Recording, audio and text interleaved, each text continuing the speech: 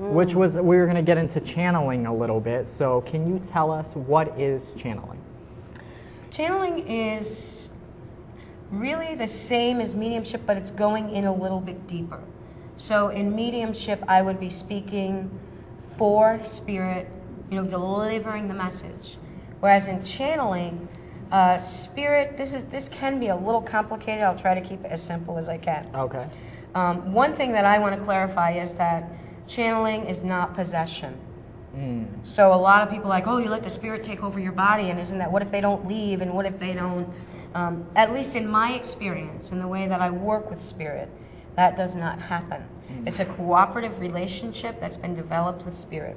So what happens is that spirit begins to, what I call, insert thought forms into my brain, just like they do when I'm just delivering messages. But what happens is a part of my waking consciousness gets dimmed down a little bit. Wow. And then the information can come through clearer, faster. But the thing about it is that I still need to have that information in my brain in order for it to come out. In other words, some people can speak in other languages, right? What I've been told by the spirit energies that I work with is that they can do that, one, if it's already programmed in their brain, or if they have lived another life speaking that language. If it's not accessible to you, then spirit can't use it.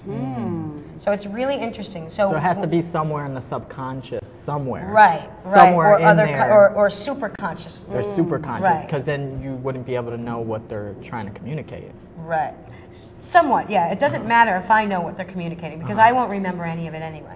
Oh, so Wow. you forget after you do it? Right. After you channel? Do you make Right. recordings of yourself so you can see it, since you forget it, so you can see it later on? Yeah, I have.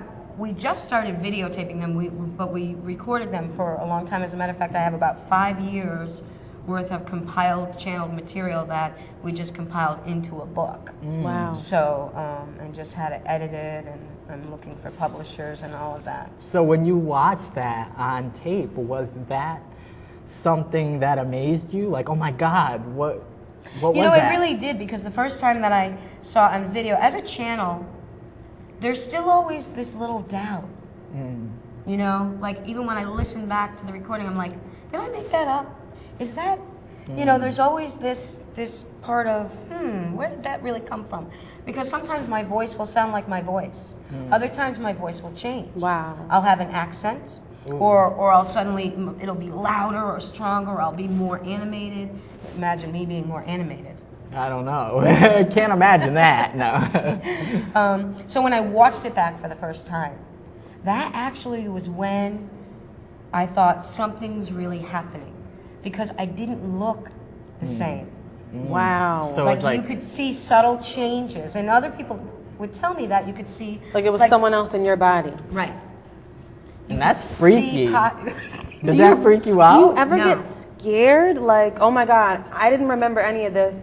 What if I killed somebody when the spirit was in my body and don't remember it? Yeah, that's true No. though. Because, well, one of the reasons is that, well, there's two specific reasons. One is that I always have people with me when I do it. Okay. That's So Somebody I you have- trust and know. Right. Okay. So I have someone that's recording, and then sometimes I have my assistant will often be there too, because then this way she can look at what is she seeing that's different, what is she seeing that's changed, because they give me feedback about it. So that's one reason why I know that that doesn't happen. It's a controlled environment where we sit down in a setting that's controlled. And the other is that the one thing I do know is that the energy in that I work with, it's incapable of doing something like that. It's a very loving. It's more of a group consciousness. So you don't contact like the evil spirits or the evil. But do you have a choice, really? Yes. Okay. Absolutely, you have a choice. So you only let in certain ones. Right. So the idea behind it, again, without getting too scientific, is that we all vibrate at a certain megahertz of electricity. All of our bodies do, and outside of our bodies in our energetic system. So if you're raising that frequency, then the finer, more subtle spirit energy, which is the higher resonating energy, is what you'll connect with. You can like attracts like, right? Even in the physical world. Right. As well as working with the world of spirit. So if I am someone that meditates a lot, I am someone that's always, looking to improve myself, to do good, to learn, to grow as a person, then I'm attracting that type of energy to myself as well. So the negative isn't necessarily around you can't get there. to really let there. them in. Right. That makes sense. Now, if I were drinking a bottle of Jack Daniels and decided, hey, let me channel. Yeah, then that's a different story. Right, exactly. Yeah. So that could bring negative spirits. That could bring, Okay. less Positivity. less positivity. Interesting.